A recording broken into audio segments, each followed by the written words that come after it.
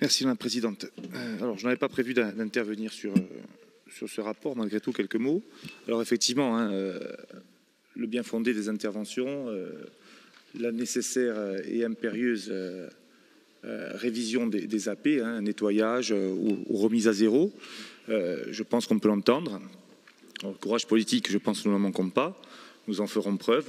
On peut reparler de certains dispositifs, si tant est que le costume que nous portons ici, en tant que conseiller territorial, nous ne l'abandonnons pas au moment où nous endossons notre costume, à savoir représentant d'Interco, président d'Interco ou maire. Parce que viendra très prochainement aussi notre discussion, qui sera tout aussi douloureuse, en termes d'investissement de la collectivité, de participation au projet de la collectivité. Ça fera sans doute l'objet d'un prochain débat dans cet hémicycle, c'est le PTIC. Puisque les uns et les autres, dans une temporalité différente, nous avons pu signer de manière hâtive ou pas des conventions sur des projets dans le PTIC, avec l'ancien préfet, le nouveau préfet.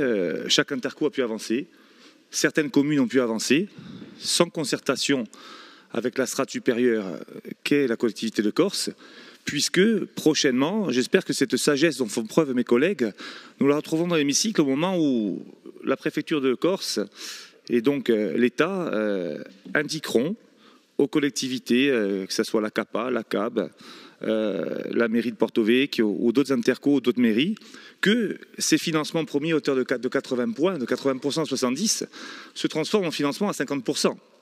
Et que la collectivité de Corse sera de facto dans l'obligation de venir au secours de ces collectivités pour des projets pensés sans concertation de l'aménagement du territoire. Qui est l'aménageur du territoire, de par sa compétence, la collectivité de Corse?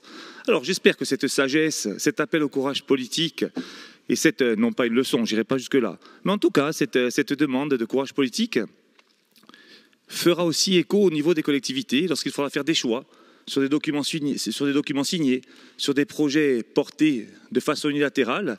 Et à ce moment-là, je pense que le président de la collectivité de Corse devra faire effectivement preuve de courage, mais ses homologues aussi dans les collectivités qui portent ces projets non pensés de manière collective. Voilà ce que je voulais dire, Madame la Présidente.